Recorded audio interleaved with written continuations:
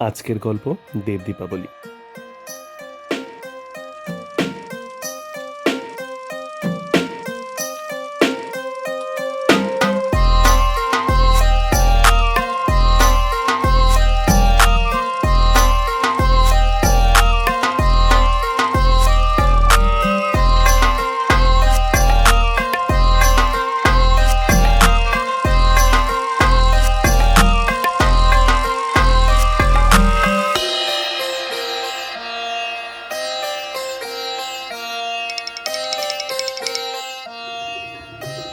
কাশী, যার মানে প্রজ্জ্বলী। আজ থেকে মোরললেস 2500 বছর আগে যখন ভক্তি মুভমেন্ট স্টার্ট হয়, তখন এই জায়গাটির নাম হয় কাশী। তার কারণ হচ্ছে, ভক্তি যখন শুরু হয়, যখন আমাদের ভগবানের প্রয়োজন, কাকে পুজো করব বুঝতে পারছি না, তখন একটি জ্যোতির সাক্ষাৎকার করেন। যারাই তখন ভগবানকে খুঁজতে যাচ্ছে, জ্যোতির সাক্ষাৎকার করেন, যার কারণে জ্যোতির্লিঙ্গ স্থাপন হয়। শিবলিঙ্গ কিন্তু স্থাপন হয় না। শিবলিঙ্গ আমরা বলি ঠিকই, জ্যোতির্লিঙ্গ স্থাপন হয়, কারণ সবাই জ্যোতি দেখতে পেয়েছে। এবং এই কাশী শহরের পরবর্তীকালে নাম হয় বারাণসী। অবশ্যই তার কারণ হচ্ছে বরুণ নদী এবং অস্সি নদী, এই দুটো নদীর সঙ্গমে যেহেতু এই শহরটি অবস্থিত, সেই জন্য বরুণ আর অস্সি সেই মিলে বারাণসী। পরবর্তীকালে সেটা হয়ে যায় বারাণসী, আর আকবরের সময় হয়ে যায় সেটা বেনারস। এবং আজ আমি যাব সেই অস্সি ঘাটে, যেখানে অস্সি নদী এক সময় ছিল, এখন যদিও সেটা নালাতে পরিণত হয়ে গেছে। লাস্ট আধ ঘন্টা ধরে অস্সি ঘাট খুঁজে যাচ্ছি, পাচ্ছি না। এখন অস্সি ঘাট এখনও 2 কিলোমিটার। আজকে অ্যাকচুয়ালি এখানে লোকেশন কাজ করছে না, নেট কাজ করছে না, যার জন্য একটু সমস্যা হচ্ছে। ঠিক আছে, এই গলি দিয়ে ঘুরতেও ভালো লাগে। रूम देखने लगे भैया। हाँ घाट चले जाइए, कोई घाट चले जाइए, हाँ। आपको हर घाट सजा हुआ मिलेगा। हाँ अभी भी हाँ, कल से ही देख रहा हूँ, तो कल सुबह को आया हूँ। এখন বাজে 4:45, একবার জাস্ট জ্যামটা দেখুন। হ্যাঁ,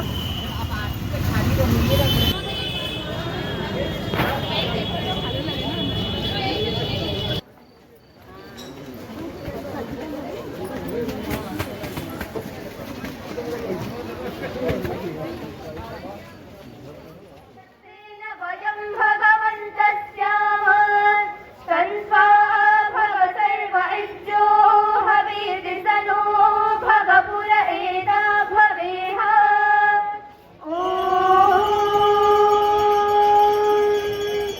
चित्रन्देवानामुदभारणी कण्ठस्मिन्मित्रस्य वरुणस्याग्नेः आप्रात्य वा पृथिवी अन्तरिक्षं सूर्य आत्मा जगदस्तस्तुषश्च सूर्यो देवी मुषसंरोचमाना मर्यो न जोषा मध्ये दिवश्च।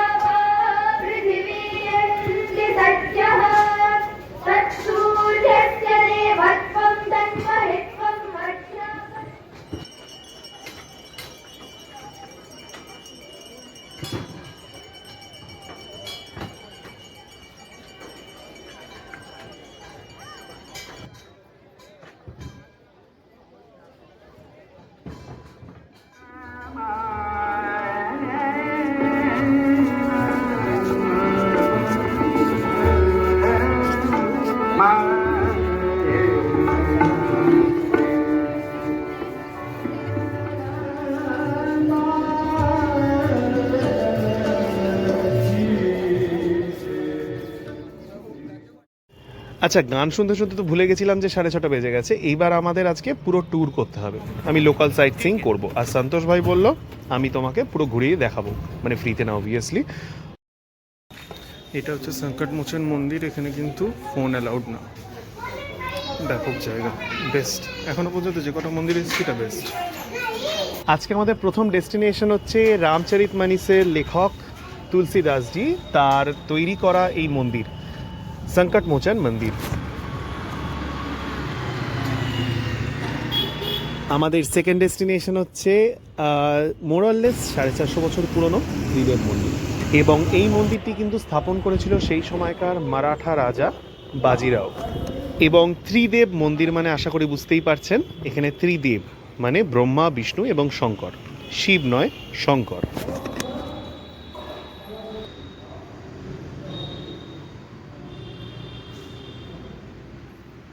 তো নামেই বুঝতে পারছেন সত্যনারায়ণের মন্দির, যেটা স্থাপন করেছিলেন তুলসীদাস।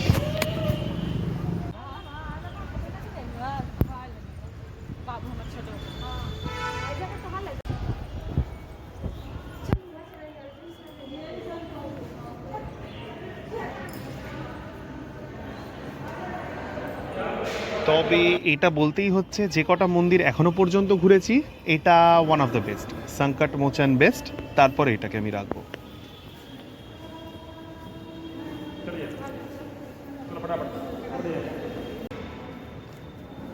নাটোরের রানী ভবানী তার তৈরি করা এই দুর্গা মন্দির, এই জায়গাটা কিন্তু সত্যি সেরা, কারণ সেই পুরোনো দিনের স্ট্রাকচার, পুরোনো দিনের সেই ফ্লেভারটা আছে।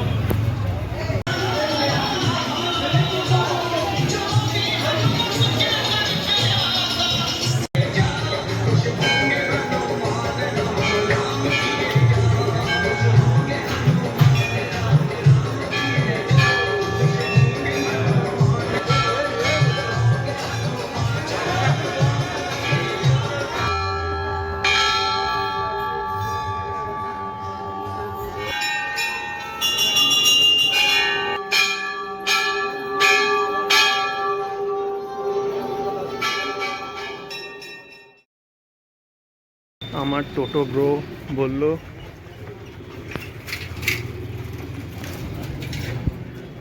এই গলির মধ্যে নাকি একটি, হ্যাঁ এই গলির মধ্যে নাকি একটি শিব মন্দির আছে, যেটা পুরো ওয়ার্ল্ডে নেই। অ্যাকচুয়ালি শিবের দিদির মন্দির, যে নিরাকার তার নাকি আবার দিদি। যাই হোক,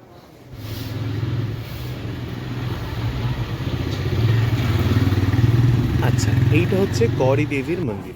কৌরি দেবী বলা হয় হচ্ছে, মানে এখানকার লোকাল লোকজন বলে শিবের দিদি। এবার একটা জ্যোতির কী করে দিদি হবে সেটা আমরা জানি না, কিন্তু গল্প অনুযায়ী সে তার দিদি। ব্যাপারটা হচ্ছে এইখানে যখন মন্দিরের আমি ছবি তুলছি, স্পেশালি এই ছবিটা বা ভিডিওটা, তখন আমাকে বলা হলো ছবি তুলবেন না, ভিডিও ডিলিট করে দিন। এই ভিডিও যার কাছে থাকে সে নাকি 1 সপ্তাহের বেশি নাকি বাঁচে না, তার কিছু না কিছু হয়ে যায়। তো আমি নির্দ্বিধায় বলতে পারি আমি কিন্তু 3 মাস পরে বা 2 মাস পরে এই ভিডিওটা আপলোড করছি এবং আমি বেঁচে আছি। নেক্সট ডেস্টিনেশন শ্রীমণি মন্দির। এই মন্দিরটা কিন্তু 1940-তে তৈরি হয়। 1940-তে এটা কে তৈরি করেছিল আমার ঠিক জানা নেই, তবে এই শ্রীমণি মন্দির তৈরি করতে যে বেশ মানি খরচা হয়েছিল সেটা বুঝতেই পারছি, কারণ স্ট্রাকচারটা এবং আর্কিটেকচার কিন্তু অসাধারণ, সিরিয়াসলি অসাধারণ।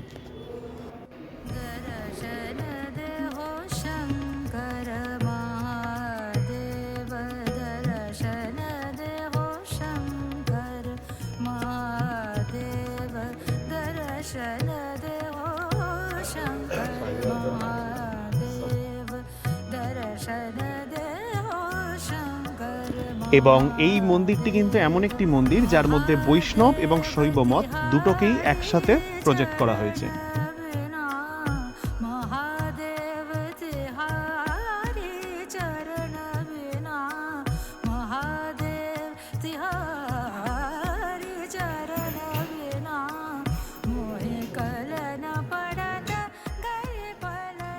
তো মন্দির আফটার মন্দির আফটার মন্দির ট্রাভেল করতে করতে ক্লান্ত হয়ে গিয়ে এবার চলে এসেছি ব্রেকফাস্ট। আমার ব্রেকফাস্ট আজকের হচ্ছে কাশির পেয়ারা।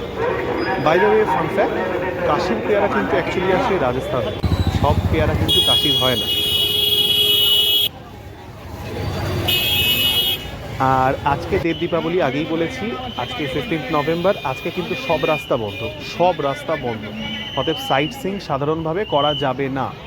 অতএব সন্তোষ ভাই আমাকে বলল আমি আমার বাইক নিয়ে আসছি, আজকে তুমি আমার সাথে বাইকে করে ঘুরবে। তো আমি বললাম ওয়াই নট।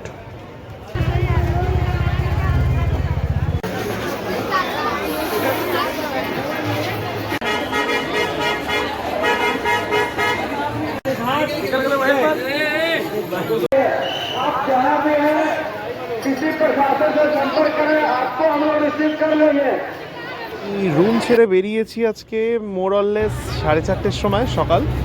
তো 4:30-র সময় বেরিয়ে পড়ার পর থেকে কিন্তু আর আমি রুমে ঢুকিনি, আর আমার প্ল্যান নেই ঢোকার।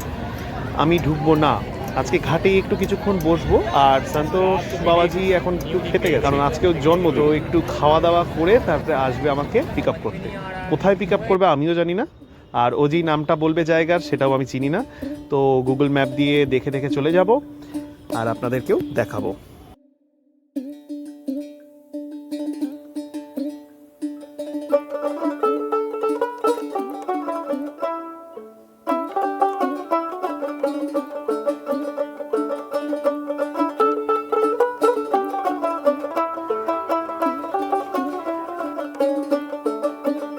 লোকে বলে ও বলে রে ঘর বাড়ি ভালা নাই আমার, লোকে বলে দেখুন, ও সোলো বলে রে ট্রাভেলিং করতে গিয়ে যদি আপনি ইন্ট্রোভার্ট হয়ে বসে থাকেন আর সবাই আমার সাথে কথা বলবে, তাহলে কিন্তু সত্যি সত্যি জিনিসটা খুব বোরিং হবে। আর আপনি যদি এরকম সন্তোষ ভাইয়ের মতো কয়েকটা দাদা বা ভাই ঢুকিয়ে নিতে পারেন, তাহলে কিন্তু যে কোনো ঘোরা খুব এনজয় করতে পারবেন আপনি, ইন্টারেস্টিং হয়ে যাবে ব্যাপারটা। এবং এটাও বলতে হচ্ছে, আজকে যদি এই ছেলেটি না থাকতো আমি কিন্তু আজকে এই সাইট সিইংগুলো করতে পারতাম না, কারণ একমাত্র এই মুহূর্তে সাইট সিইং আমি বা যাদের বাইক আছে তারা করতে পারছি। সব পাবলিক ট্রান্সপোর্ট কিন্তু বন্ধ, রাস্তা বন্ধ। তো তার জন্য তাকে থ্যাংক ইউ জানাতে হচ্ছে। তার নাম্বার, ফোন নাম্বার সব আমি দিয়ে দেবো, মানে নাম্বার মানে ফোন নাম্বার, যাই হোক।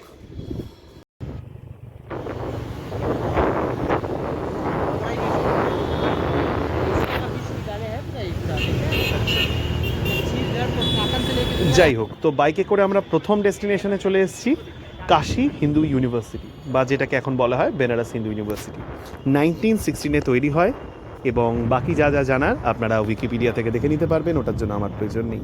তবে এটা বলতেই হচ্ছে, এইখানে আসলে কিন্তু একটা শান্তিনিকেতন শান্তিনিকেতন ভাইব আসবে, সত্যি সত্যি।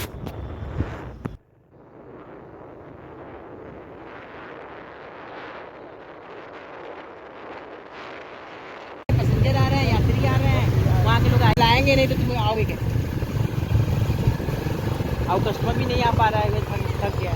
তো আমরা এসে গেছি শ্রী বিশ্বনাথ মন্দির, মানে হচ্ছে বিএইচইউর মধ্যে যেটা আছে সেটা। এইটা কিন্তু 1966-এ তৈরি হয়, মানে কমপ্লিট হয়। কমপ্লিশন হতে সময় লাগে 35 বছর, হাইট হচ্ছে 77 মিটার্স। আর 77 মিটার্স, যার কারণে এটা কিন্তু one of the tallest structure, মানে রিলিজিয়াস স্ট্রাকচার।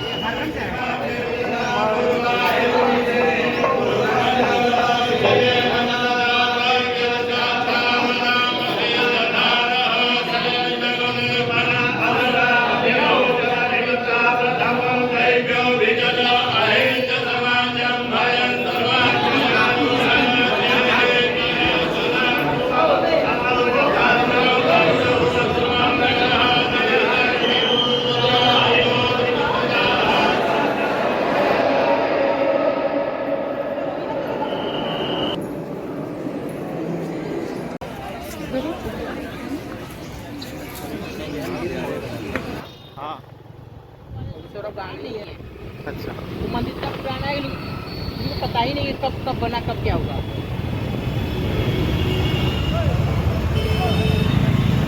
आप लोग कितने भाई बहन हैं? আচ্ছা, আমরা এখন গঙ্গা ক্রস করছি। আমরা এখন বেনারস মানে কাশীর দিক থেকে যাচ্ছি হচ্ছে রামনগরের দিকে।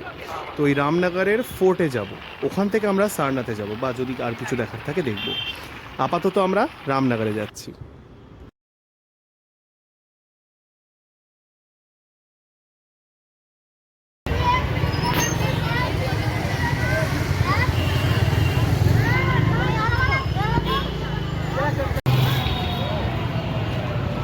সতেরোশো সালে রাজা বলবন্ত সিং এই ফোর্টটি স্থাপন করেন।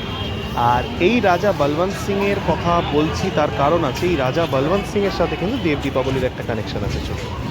এনারই ফ্যামিলি থেকে কিন্তু পরবর্তীকালে এই দেব দীপাবলির কালচারটা শুরু হয়। দেব দীপাবলি বরাবরই ছিল, কিন্তু দেব দীপাবলিতে এই ঘাট বরাবর প্রদীপ জ্বালানোটা তারাই কিন্তু শুরু করে। এবং এইটির ভেতরে কিন্তু একটি মিউজিয়াম আছে, যাতে 30 টাকা করে বোধহয় লাগছিল টিকিট। আমি ঢুকিনি, কারণ সেই একই তলোয়ার বন্দুক দেখতে হবে, আর আজকে আমাকে অনেকগুলো জায়গা কভার করতে হবে, এবং আমার ফোনে চার্জ নেই, এবং আমি পাওয়ার ব্যাংক আনতে ভুলে গেছি।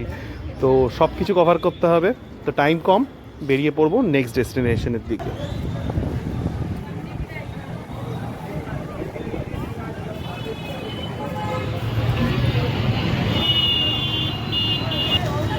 আচ্ছা, তো আমাদের নেক্সট ডেস্টিনেশন হচ্ছে সারনাথ। সারনাথ হচ্ছে কিন্তু একটি শহর। শুধু আমরা যেই কারণে সারনাথকে চিনি ওইটাই শুধু নয়, সারনাথ হচ্ছে একটি শহর যেটা বারাণসী ডিস্ট্রিক্টের মধ্যে পড়ে। এখন সেটাকে বারাণসী বলা হয়। তো সেই বারাণসী ডিস্ট্রিক্টের আন্ডারে পড়ে সারনাথ। 10 কিলোমিটার মতো যেতে হবে আমাদের আরও। ও বাই দ্য ওয়ে, এর মাঝখানে কিন্তু আমাকে লস্যি খাইয়েছে বার্থডে বয়, মানে সন্তোষ ভাই।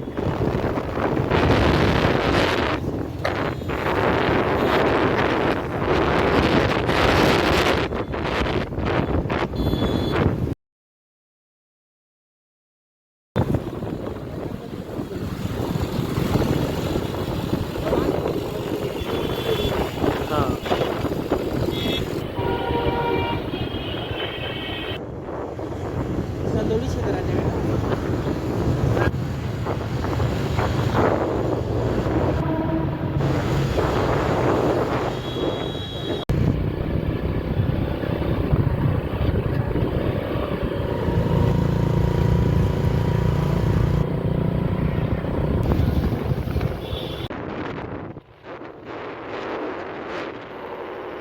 আমাদের এর পরের ডেস্টিনেশন হচ্ছে ওয়াট থাই টেম্পল। ওয়াট থাই টেম্পল বলা হয়, কিন্তু অ্যাকচুয়ালি ওয়াট মানেই হচ্ছে থাই টেম্পল। তো এইটি তৈরি হয় 1933 সালে, এবং নামেই নিশ্চয়ই বুঝতে পারছেন যে এটা পুরো থাইল্যান্ডের স্ট্রাকচার এবং আর্কিটেকচারের ওপর বেস করে তৈরি করা হয়েছে এবং ওখানকার মডেলে। ইনফ্যাক্ট সারনাথে আপনারা যতগুলো মনেস্ট্রি দেখতে পারবেন মোরললেস সবকটাই কিন্তু থাইল্যান্ডের দ্বারা পরিচালিত হয়, মানে থাইল্যান্ডের মঙ্কদের দ্বারা পরিচালিত।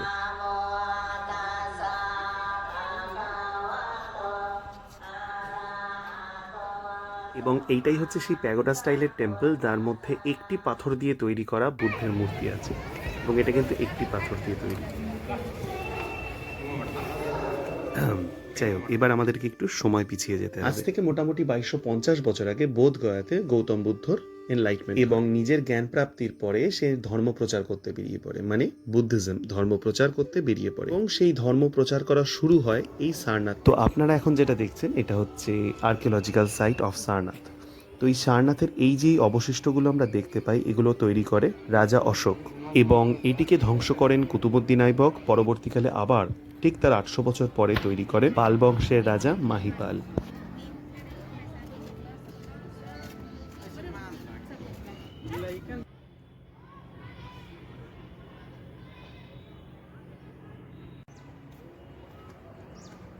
অতএব এখানে যখন আসবেন, এইটার কিন্তু একটা স্পিরিচুয়াল সিগনিফিকেন্স আছে এবং হিস্টোরি। অতএব একটু সময় নিয়ে আসবেন, গাইড নিয়ে আসবেন, এবং একটু সময় নিয়ে দেখবেন। আমার হাতে সময় কম, কারণ এখন অলরেডি 3:30 বাজে। 3:30-র সময় আমার পৌঁছে যাওয়ার কথা ঘাটে, কারণ আজকে দেব দীপাবলি, ওখানে মারপিট লাগবে একটু পরে।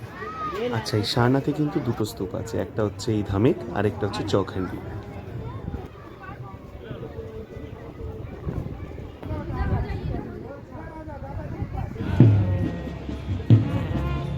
ও আচ্ছা, আজকে কিন্তু মিউজিয়াম বন্ধ। আজকে মিউজিয়াম বন্ধ, যদিও ঢোকার জন্য আমার লেগেছিল 25 টাকা করে, আর মিউজিয়ামের জন্য এক্সট্রা 10 টাকা করে লাগতো, কিন্তু মিউজিয়াম আজকে বন্ধ বলে ঢুকতে পারলাম না। কারণ আজকে এখানে একটা প্রোগ্রাম আছে। ভিয়েতনামিজ একটা গ্রুপ এসছেন, ভিয়েতনামিজ মঙ্কদের গ্রুপ ইনফ্যাক্ট, তাদের আজকে একটা প্রোগ্রাম আছে।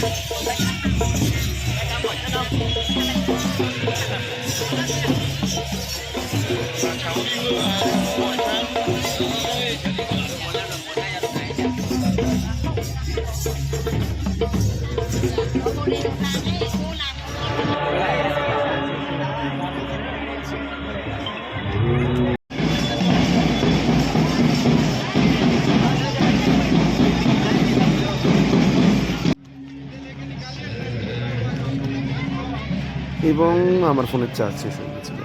তো আমাকে বেনারসে ফিরে মানে ঘাটে ফিরে তারপরে আমাকে রুমে গিয়ে চার্জ দিয়ে তারপর আমাকে বেরোতে হলো।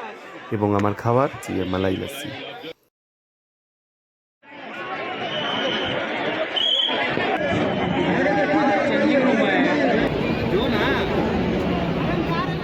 ভিডিওর ঠিক এই পয়েন্ট থেকে আমি কিছু বলা বন্ধ করে দেবো, কোনো ব্যাকগ্রাউন্ড মিউজিক দেবো না।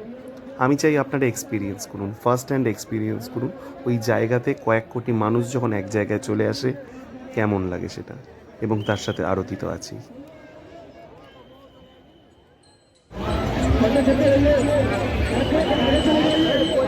তো দেব দীপাবলিটা আবার কি?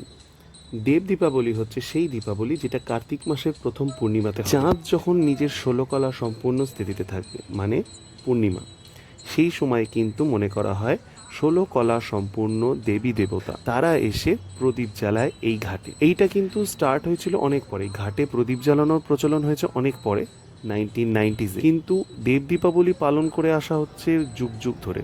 মনে করা হয় 16 কলা সম্পূর্ণ দেবদেবীরা পূর্ণ অবস্থাতেই একমাত্র আসতে পারে। এবং আমি বুঝতে পারছি আমার ফোনের ক্যামেরায় ভালো আসছে না, কিন্তু উল্টো দিকে আপনারা যেটুকু আলো দেখতে পাচ্ছেন প্রত্যেকটা কিন্তু এক একটি প্রদীপ।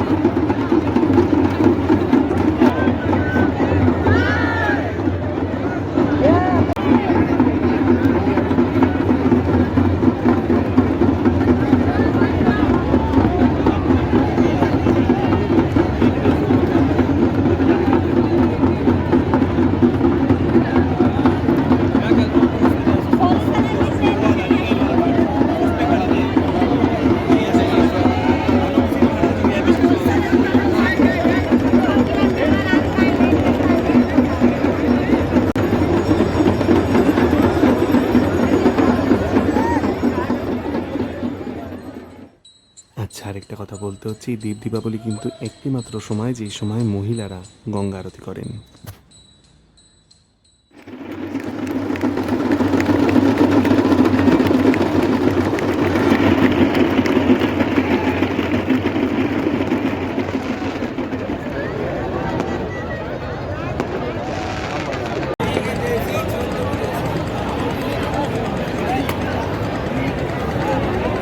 আরতি শেষ, এবার শুরু হবে বাজি প্রদর্শনী।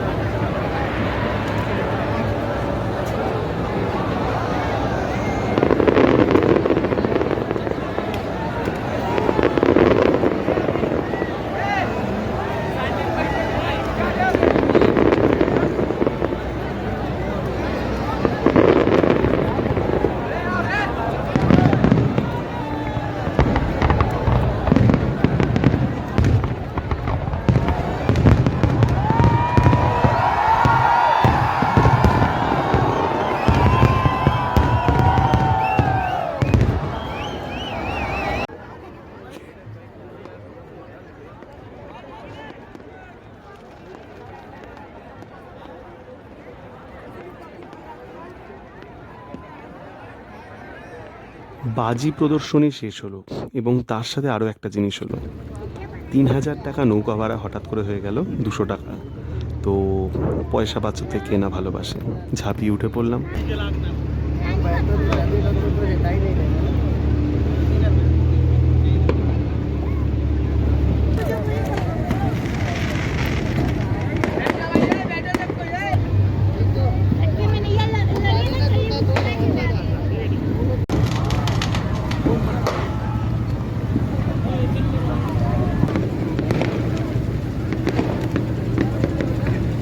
এই নৌকো আপনাকে মোটামুটি হরিশ্চন্দ্র ঘাট থেকে মণিকর্ণিকা ঘাট অব্দি ঘোরাবে।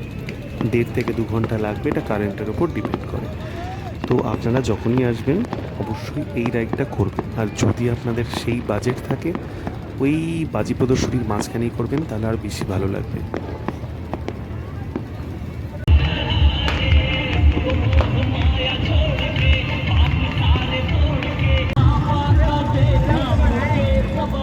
যাই হোক, তো ভিডিওটা কেমন লাগলো অবশ্যই জানাবেন। আর পরের ভিডিওর জন্য একটু ওয়েট করতে হবে। পরের ভিডিওতে আমি ট্রেন ধরে আরেকটা জায়গায় যাব, বাড়ি এখনই ফিরছি না। তাই পরের ভিডিও দেখার জন্য সাবস্ক্রাইব করে রাখুন, কমেন্ট করুন কেমন লাগলো, এবং লাইক ডিসলাইকটা পুরোপুরি আপনার ব্যাপার। ওম শান্তি।